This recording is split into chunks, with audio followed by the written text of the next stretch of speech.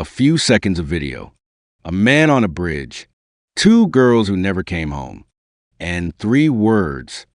It began as an ordinary February afternoon in a small town where nothing truly terrible was ever supposed to happen.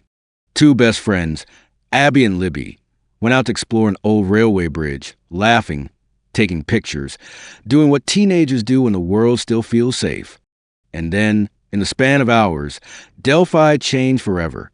A few seconds of video. A man walking on the bridge. Three chilling words, recorded on a phone, down the hill. The victims captured what might be the key to their own case, and yet the questions have haunted everyone ever since. Who was that man? What really happened on that trail? And why did it take more than 6 years before an arrest was finally made? This is not just a mystery. It is a story of two bright young girls whose lives were stolen, a community that refused to forget them, and an investigation that became one of the most watched in America. Stay with me, because once you hear this timeline, you may never look at an ordinary day the same way again. The day began like so many others in small Midwestern towns, with a sky the color of winter porcelain and the slow promise of a quiet afternoon. Nothing in Delphi that morning seemed remarkable. School had been canceled, a small holiday pause that teenagers everywhere recognized instantly as freedom, a few unexpected hours carved out of routine. For Abby Williams and Libby German, it meant time together, the easy kind of time shared by best friends who did not need plans to fill. Silence. They were 13 and 14, caught in that fragile space between childhood and everything after it, sharing inside jokes, playlists, and the everyday dreams that never make the news until everything goes wrong. They decided to go to the Monon High Bridge trail, a place loved by locals for its worn rails and sweeping view. It was the type of spot people photograph for the romance of old wood and open sky, not for danger. The bridge itself weathered, high above the creek, its ties spaced in a way that made you watch your footing was part challenge, part thrill, completely ordinary in its familiarity to the town. Parents had walked it. Kids had walked it. The idea that something evil might be waiting there did not map onto the reality of Delphi, population barely enough to fill a couple of school gyms. The girls were dropped off near the trailhead early that afternoon. There was laughter, quick instructions, the kind of reminders adults give automatically. Be careful. Text when you are ready to be picked up. It was bright enough for photos, cold enough to keep cheeks pink. They moved along the trail, taking pictures as kids do, posing, documenting, teasing each other, leaving a breadcrumb trail of normality on social media and in their phones. Those images, preserved forever, would later feel unbearable. Two smiling faces framed by open sky, unaware of the shadow about to fall across their lives. At some point on the bridge, Libby recorded a short video. It would become one of the most haunting fragments of evidence in modern American true crime history, a blurry image of a man walking toward them, and a short, stark audio clip later, released by police. In the moment, though, it was just instinct. Something felt wrong. Someone was there who did not fit the background the girls knew so well. The decision to record was not dramatic. It was quiet courage in real time, the reflex of a teenager sensing that the air had changed. She lifted her phone. She documented. That small act of presence would echo for years. By late afternoon, the light thinned. Calls went out to check in. Messages did not return. What begins as mild annoyance teens are slow to answer turned into the first small knot of worry. Plans had been set to pick them up. They were not at the pickup point. The minutes stretched. The parking area was still. The trail, usually full of dog walkers and families, had emptied with the winter dark. The familiar suddenly felt unfamiliar. Those who loved Abby and Libby felt the ground shift beneath the ordinary rhythm of their day. When families reported them missing, the response was immediate and instinctive. A community moving before fear could fully form into words. Friends, relatives, law enforcement, neighbors, they all went to the trails. People carried flashlights, called out names into the thinning light, and told themselves that the girls were simply off the path, maybe turned around, maybe embarrassed about being late. Searchers walked the track of old train ties, peered down slopes, and followed the river's edge. What no one wanted to say aloud that something terrible could have happened hovered in every shared glance. The last known images of the girls on that bridge began to circulate among investigators. The video and the 3 words later released publicly down the hill will become a refrain repeated on newscasts, podcasts, kitchen tables, and prayer circles. In that audio, the world heard a man's voice, controlled, clipped, unwelcoming. In those 2 seconds lived a universe of anger and grief. People everywhere felt the same instinctive surge to protect them. Turn back time mixed with the sickening realization that time only moves forward. To understand why this case pierced so deeply, you have to understand Delphi itself. It is a place of Friday night games, volunteer fire halls, handshakes that serve as promises. It is the kind of town that thinks of children as everyone's responsibility. The contrast between that identity and the violence that entered its orbit felt like a betrayal of the social contract. Parents reconsidered rules. Kids who once roamed trails without a second thought now moved in pairs or not at all. A quiet town learned the vocabulary of national headlines overnight. The hours after the girls went missing were filled with the stubborn hope people cling to when reality seems too heavy to name. Searchers told each other they were just being cautious. Adults said out loud what they wished to believe, even as the night hardened around them. They are fine. They are together. They will come walking out cold and embarrassed. Beneath those reassurances lived a sharper fear, unspoken but shared, that the world can change in an instant, and that innocence offers no armor. In the following days, unfolding events, a continuation of the search, the coordination among agencies, the grim confirmation that followed the tone of Delphi changed forever. But on that first afternoon, the emotions were suspended. Not yet grief, not yet rage, but a gathering storm of unease. Something had happened on that long wooden bridge. Someone had crossed paths with Abby and Libby, and whatever transpired in those minutes rewrote every life connected to theirs. The story of that day is not only about tragedy, but also about 2 girls as they truly were: energetic, funny, stubborn, artistic, loving. They were nieces and daughters and friends, students planning sleepovers and thinking about the next weekend. They joked about homework, playlists, and the way winter makes everything feel slow. They took pictures not for history, but for each other. When we talk about what happened in Delphi, it is easy to let the case overshadow the people at its center. Section by section, their humanity must come first. What happened next would test investigators for years, pull national attention to a stretch of Indiana woods, and leave families carrying grief that language can barely hold. But the beginning of the story remains heartbreakingly simple. It was supposed to be an ordinary afternoon. A walk, a bridge, best friends, and then a silence that should never have fallen. That silence is where the town of Delphi learned that safety can fracture, that evil does not announce itself, and that the courage of a teenage girl pressing record could become the voice of a case the world will refuse to forget. This is where the timeline starts, with the last normal day of 2 young lives and the small, almost invisible moments when the air shifted and everyone who loved them felt, without yet knowing why, that something had gone terribly wrong. Morning light in Delphi has a way of arriving quietly, sliding between bare winter branches and over fields that look almost silver with frost. On that February morning, the town woke with the uneasy knowledge that 2 girls were still missing. What had begun the night before as a determined community search now took on a heavier tone. People who had gone to bed clinging to optimism opened their eyes with a weight in their chests they could not quite name. Parents watched their own children more closely. Phones buzzed with updates that said little and meant everything, still searching. Law enforcement widened the search grid. Volunteers returned to the trails with coffee in hand and practically frozen fingers wrapped around flashlights they no longer needed in the daylight. There was an unspoken hierarchy to the concern. On the surface, people spoke in measured phrases. They probably just got turned around. They will be embarrassed when they are found. Underneath, the current ran stronger. Something was wrong. You could hear in the way voices dropped at the end of sentences, in the eyes that avoided the creek bed too long. For the families of Abby Williams and Libby German, time had ceased to move normally. Each hour stretched out, The seconds punctuated by the sound of doors, radios, the muffled questions of neighbors who desperately wanted to help but feared the answers. The parents and grandparents were pulled between two impossible tasks: participating in the search and bracing themselves against imagination's worst scenarios. Their faces would soon become familiar to millions, but that morning they were just people who loved two girls and were living through every parent's oldest fear. The search moved methodically.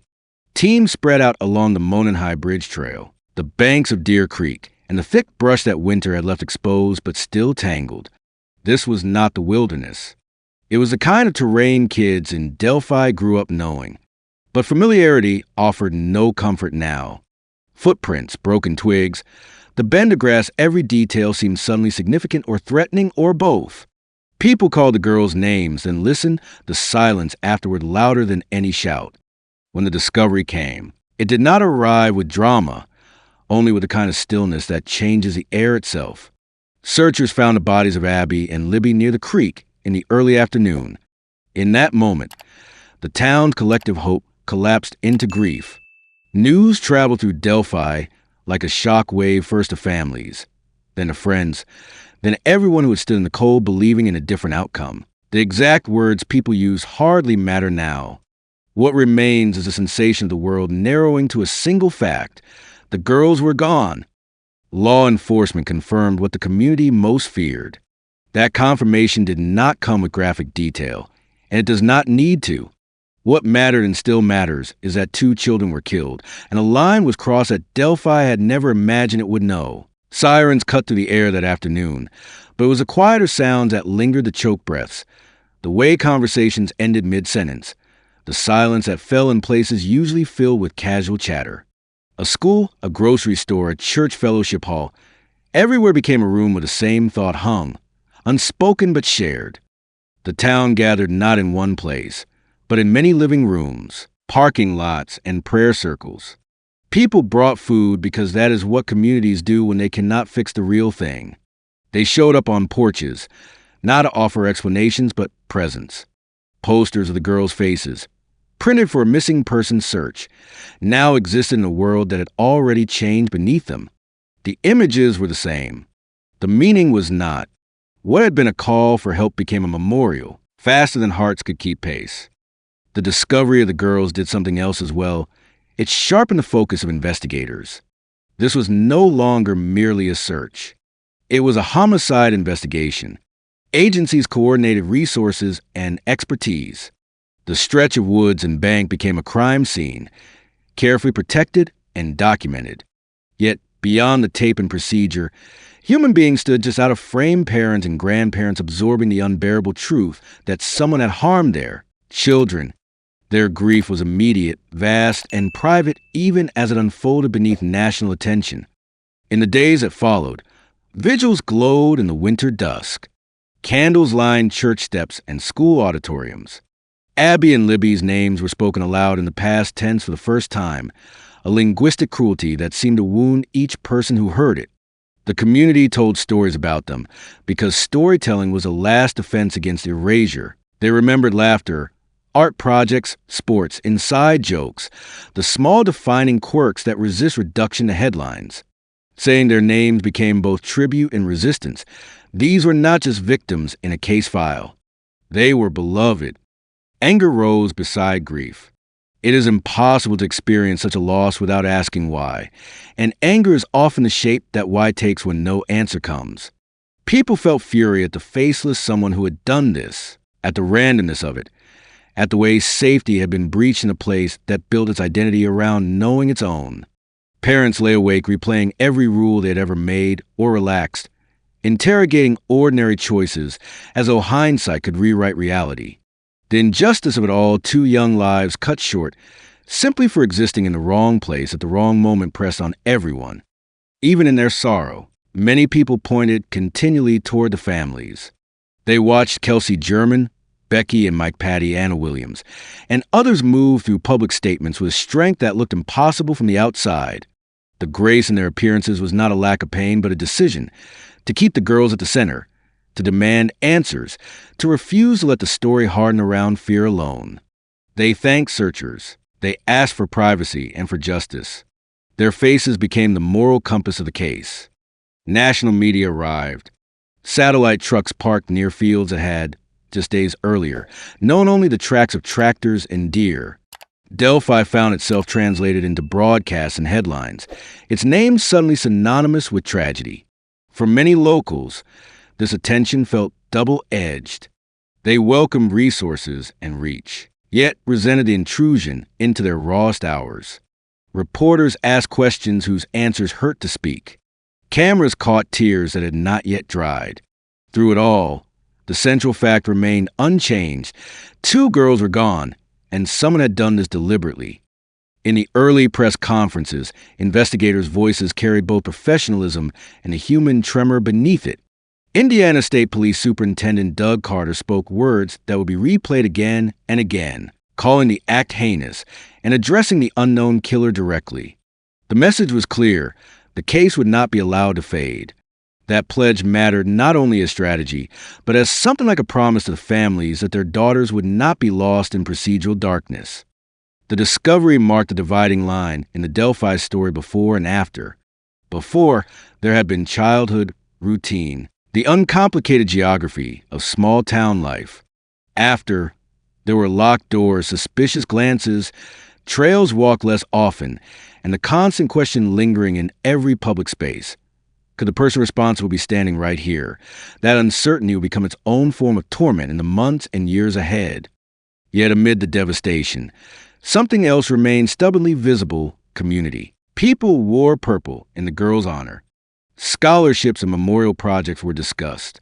Friends supported one another through hallways suddenly too quiet. Teachers stood in front of classrooms, searching for words that could hold teenagers' grief without breaking under its weight. Faith leaders spoke of mourning and justice in sanctuaries packed beyond capacity. Delphi refused to let tragedy define what Abby and Libby meant to it. Instead, it tried, haltingly and imperfectly, to define its response.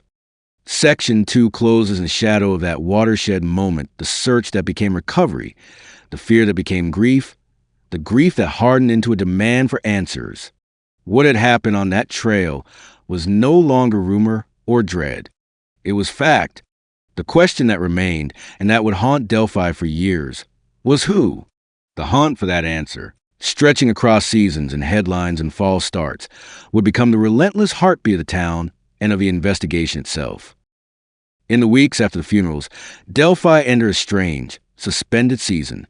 Winter lingered, but it was no longer only weather people felt. It was a state of mind. A town used to measuring time and harvest in school calendars now counted days since the girls were found. The case moved from shock to long endurance of investigation, and the word that came to define those months was simple and relentless: waiting. Investigators leaned into the work with a thoroughness that was both visible and necessarily hidden. Tips poured in not just from Indiana, but from across the country.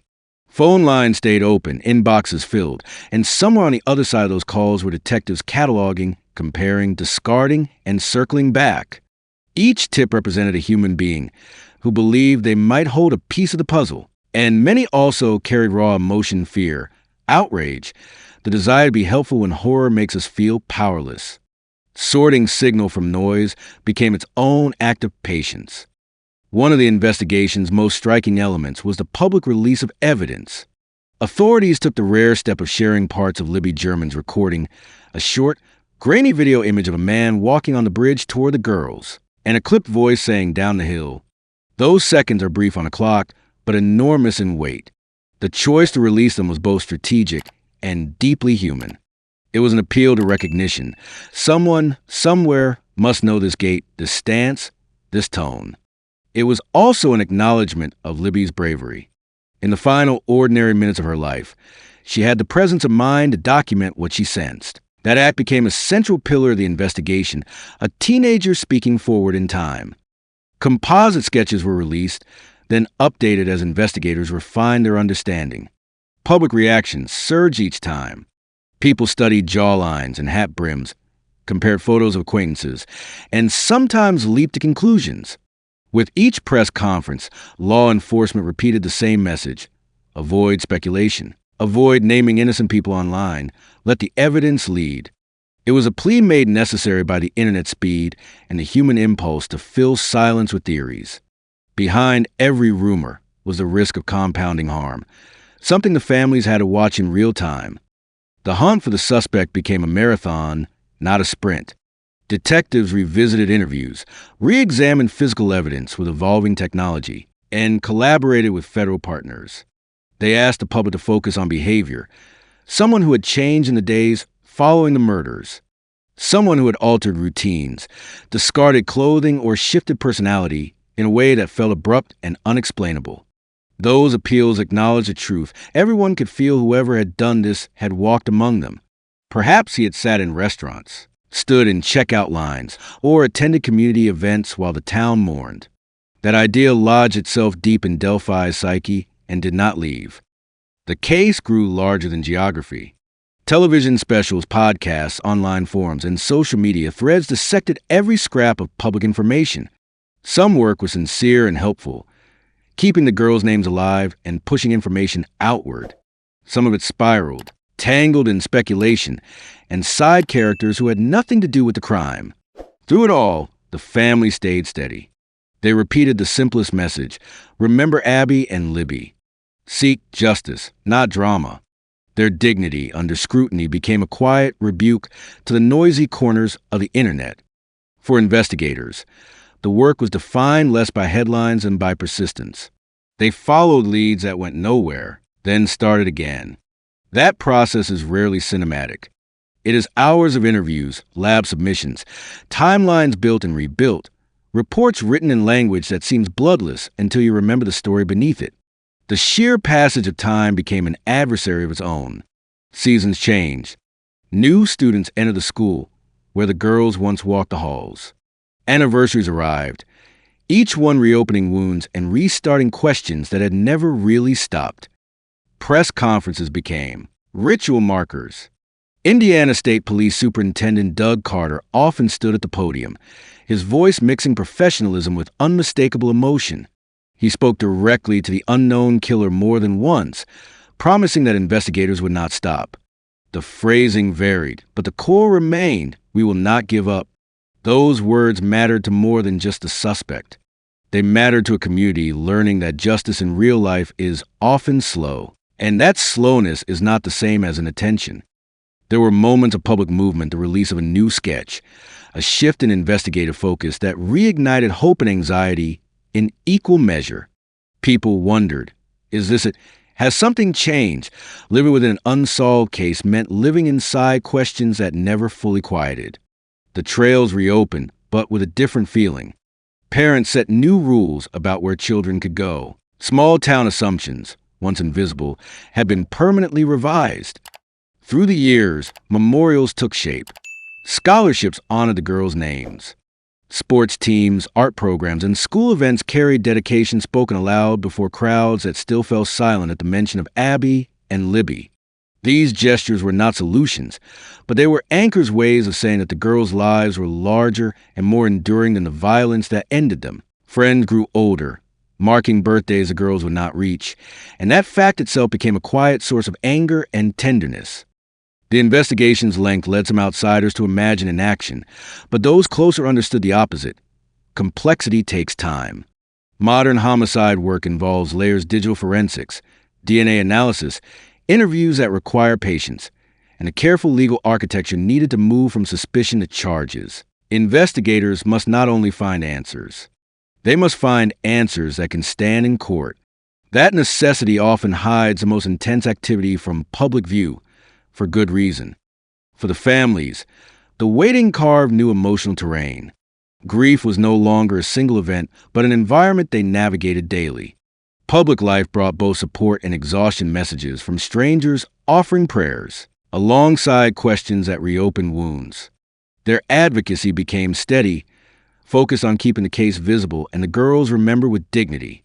They learned to live with a paradox: being grateful for attention and yearning for the day it would no longer be necessary.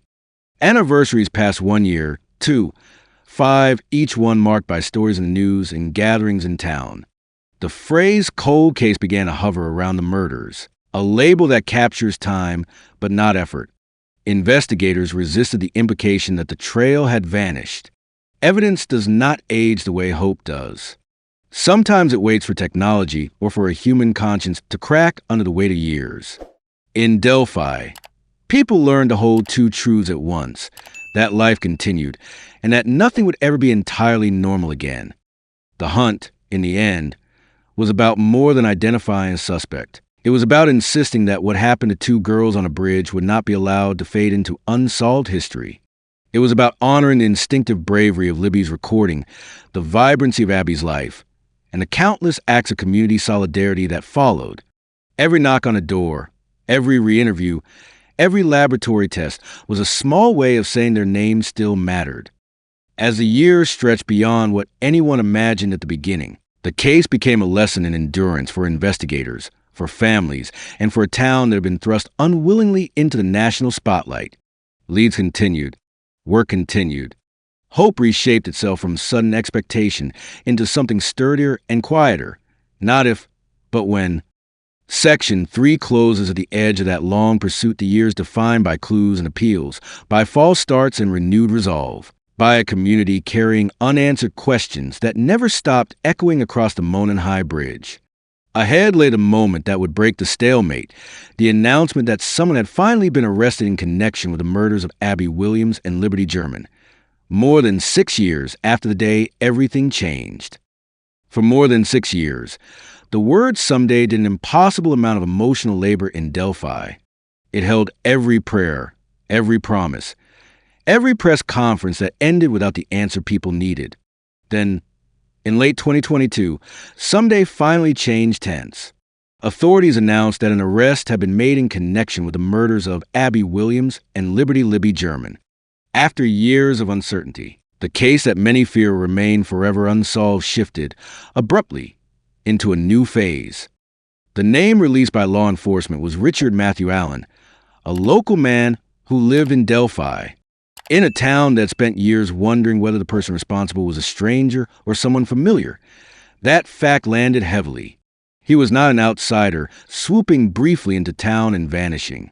He was, according to public records and accounts, a member of the community, someone who had once developed photos at a local store, someone who had walked the same streets, seen the same faces, participated in the same ordinary rhythms as everyone else. That realization, for many, was as destabilizing as the arrest itself. It suggested that proximity had always existed, hidden in plain sight.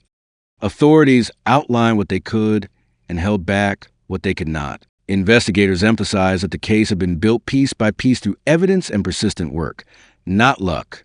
Court documents carefully worded and limited, as the legal process requires trace elements of the investigation that led to Allen's arrest.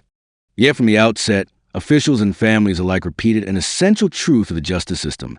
A suspect is presumed innocent until proven guilty in a court of law. The arrest was not the end of the story. It was the beginning of a legal one.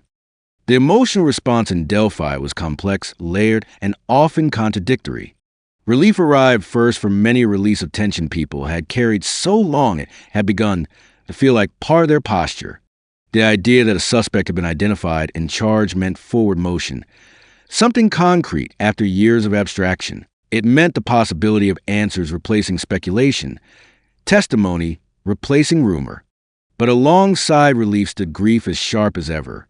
An arrest cannot bring back two lives. It cannot erase the empty chairs at family gatherings, the birthdays uncelebrated, the quiet moments when memory ambushes without warning. There was also something like shock's echo. Hearing that the accused lived within the same small geography intensified the sense of betrayal many already felt. Some residents replayed casual encounters in their memories, wondering whether they had crossed paths with him in grocery aisles or at stoplights. Others resisted that impulse entirely, focusing instead on the due process ahead. The town had long practiced care in avoiding public accusation without evidence. Now it practiced something equally difficult, living with a named defendant while trusting the court system to do its work. The families of Abby and Libby responded with a dignity that had come to define them throughout the case. In statements to the public, they thanked law enforcement for refusing to let the investigation grow cold and they expressed gratitude for thousands of people who had supported them through years of uncertainty. Beneath their words lay the unimaginable reality they had lived since 2017 grief that did not disappear with news and arrest, grief that had simply changed shape over time. They asked for continued privacy and patience as the legal process unfolded, a reminder that justice, in real life, moves at its own pace.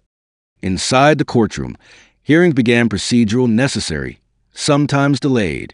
The language of grief gave way to the language of motions, discovery, and evidentiary rulings. The story that had begun on a wooden bridge now lived partly in legal filings and arguments, areas where emotion exists but is not supposed to lead. Defense attorneys mounted their case. Prosecutors prepared theirs. Judges issued orders shaping what the public could see and when. Each development brought new waves of attention, and with a renewed need for restraint both from media and from those following the case closely. Through this phase, law enforcement continued to emphasize the breadth of the investigation. Even with an arrest, they encouraged anyone with relevant information to come forward, underscoring that a criminal case is not just about identifying a suspect, but about building a comprehensive narrative supported by admissible evidence. Justice requires precision.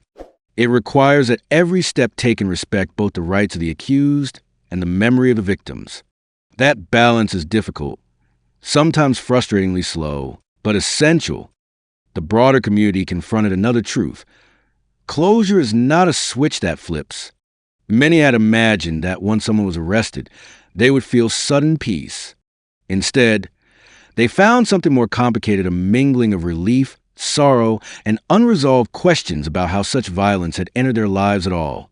The phrase "moving on" felt wrong. The more accurate phrase was "moving forward with this." Delphi had to learn what it meant to keep living, to attend sports games, graduations, church picnics, and town meetings, while the case that had defined it for years continued through courts. Yet there was also resilience. Vigils continued quieter now, but no less heartfelt. The Monon High Bridge trail remained a symbol transformed by memory, a place where people walked not to forget, but to remember with clarity. Purple ribbons still appeared.